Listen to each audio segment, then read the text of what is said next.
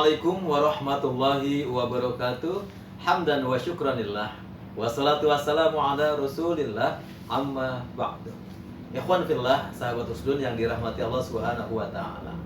Perjuangan dakwah bukanlah perjuangan yang jalan mulus tanpa aral rintangan, tetapi perjuangan dakwah dari zaman Rasulullah, dari masa ke masa, adalah perjuangan yang penuh liku dan pengorbanan.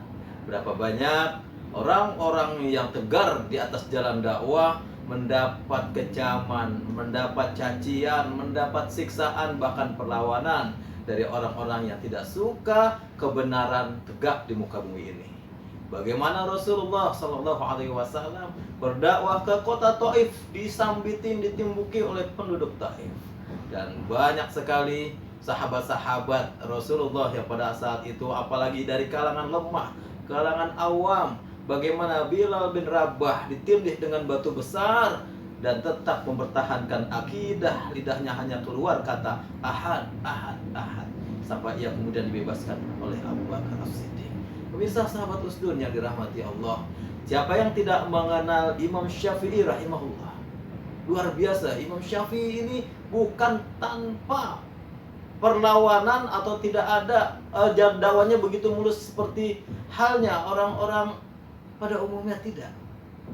Imam Syafi'i ternyata pernah difitnah.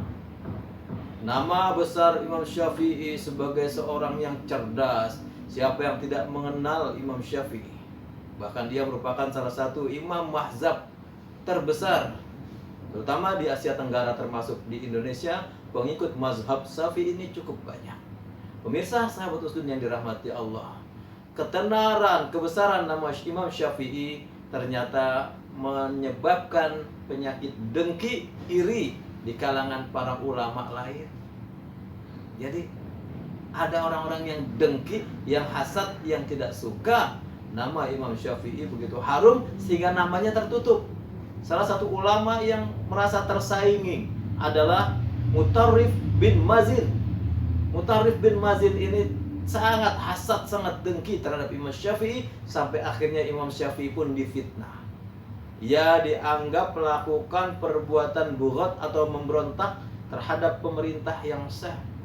Dianggap memberontak, dianggap Syiah Rafidah, dianggap ajarannya ini menyimpang, sesat, sampai akhirnya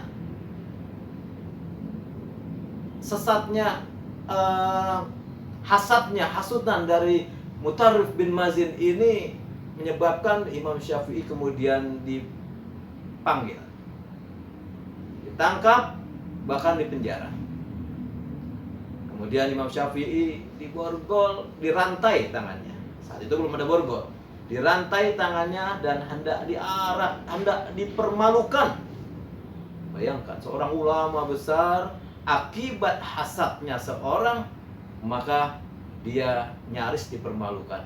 Tetapi sekali lagi, untungnya Imam Syafi'i hidup di zaman pemerintahan yang cerdas, seorang pemimpin yang cerdas, Harun al-Rashid. Siapa yang tidak mengenal Khalifah Harun al-Rashid? Seorang amir, seorang pemimpin yang bijaksana, tidak begitu saja lantas mempercayai apa yang telah dituduhkan terhadap Imam Syafi'i.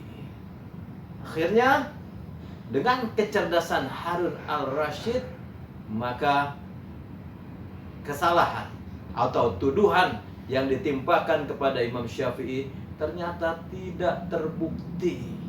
Sekali lagi, karena pemimpin yang cerdas, karena pemimpin yang cerdas, karena pemimpin yang cerdas, dan berdasarkan hati nurani, berdasarkan hukum Allah, ia memutuskan satu perkara. Akhirnya Imam Syafi'i pun terbebas dari berbagai tuduhan, dan tidaklah ia mendapatkan perlakuan dipermalukan di depan umum. Dan bagaimana dengan Mutarrif bin Mazin? Orang yang melakukan fitnah, orang yang hasad, orang yang dengki hatinya, tidak suka melihat Imam Syafi'i namanya besar, maka jangankan dirinya, orang pun tidaklah bangga menjadi pengikut Mutarrif bin Mazin. Tetapi sebaliknya, Imam Syafi'i rahimahullah, pengikut yang merasa bangga menjadi pengikut mazhab Syafi'i, dan Mutarrif bin Mazin, ia tercatat di dalam tinta nanah, bukan tinta emas. Misal sahabat usdun yang dirahmati Allah, sejarah berulang. Sekali lagi, hanya saja pelakunya yang berbeda. Akan dulu ada Imam Syafi'i yang dirantai tangannya, hendak dipermalukan di muka umum, difitnah. Barangkali saat ini ada Habib Rizik Syihab yang dicari pasal-pasal karet untuk memenjarakannya, untuk menjebloskannya ke dalam ranah hukum. Insyaallah Allah Maha Adil, Allah Maha Bijaksana. Allah akan membuktikan bahwa yang benar itu benar, yang salah itu salah. Nanti sejarah 10 tahun, 20 tahun ke depan akan mencatat nama Habib Rizik Syihab akan tetap harum, akan tetap wangi, tetapi nama pembenci-pembencinya dan orang-orang yang menghasutnya, apabila ia terbukti memang melakukan perbuatan menghasut seorang zuriat Rasulullah, maka orang-orang tersebut akan tercatat bukan dengan tinta emas, tetapi dengan tinta nanah. Sesuatu hal yang orang tidak mau untuk melihatnya, orang tidak mau untuk mendengar namanya saja pun tidak. Kenapa? Telah berbuat zalim terhadap zuriat Rasulullah, terhadap ulama, sebagaimana halnya Mutarrif bin Mazin yang ia hasad terhadap Imam Syafi'i rahimahullah. Pemirsa sahabat usdun yang dirahmati Allah, mari kita hormat, kita muliakan para ulama, kita muliakan zuriat Rasulullah. Semoga Allah pun akan memuliakan kita. Wallahul muwaffiq ila aqwamit thoriq. Wassalamualaikum warahmatullahi wabarakatuh.